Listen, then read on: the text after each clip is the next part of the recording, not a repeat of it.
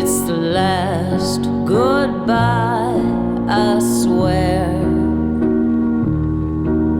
I can't rely on a dime a day low that don't go anywhere. We're the Kills, and we are at, what is this place called? I'm not sure, but we're shooting our video for Last Goodbye.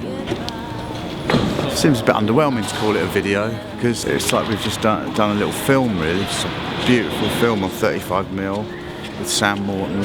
It's been a lot different actually to how things normally are in a music video.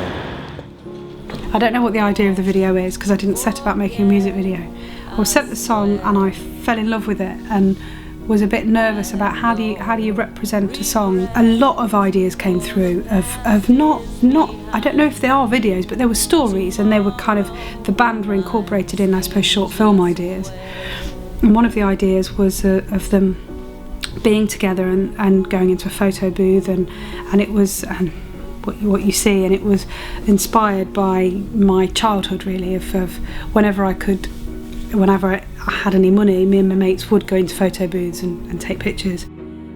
The song felt weirdly like I'd heard it before, and I'd never heard it before, but it felt very nostalgic. It felt like part of me, if that makes sense. So I wanted to do something that was personal to me. Yeah, they responded to it, and then I didn't even know until we were shooting the video. There was all these photographs of Alison and Jamie that they'd done in photo booths. I didn't know that that's what they did. Long story short, I just went from my heart, and that's what they chose. Yeah, it was great to work with someone that directs and acts. I think that's lovely, that's going to work. And Jamie, could you just talk to her a minute? Her direction was definitely coming from a standpoint that was really interesting and really different. Yeah, I mean, we've been doing photo booth pictures since, well, forever. It's just been this kind of art form that we've always loved. It's a beautiful form of photography, I think. It's cool to do it in a film medium, you know, kind of doing film and photography at the exact same time.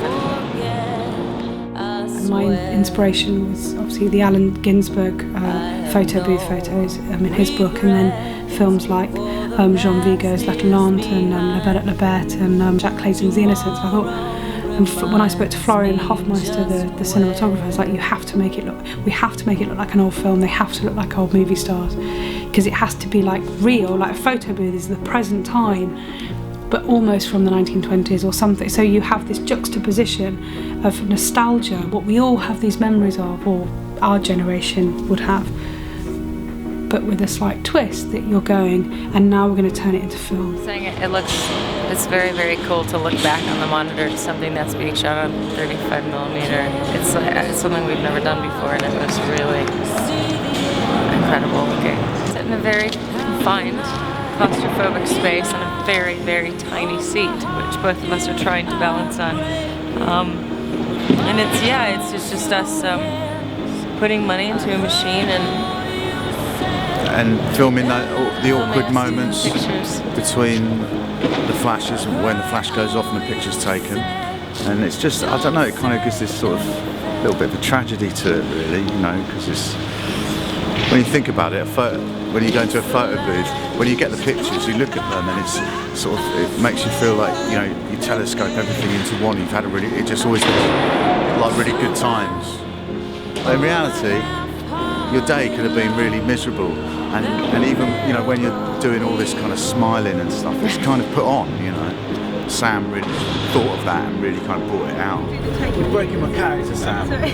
So in a way, it's showing Alison and Jamie all the respect I possibly could by saying, I see you in this light. There's a lot of truth to what they do, and they're the real deal. It's not kind of like faking it. And I think that therefore when they're on film, you can see if someone's lying, if they can't act. And the stillness with Alison and Jamie in this is really profound, and therefore you know they're not lying.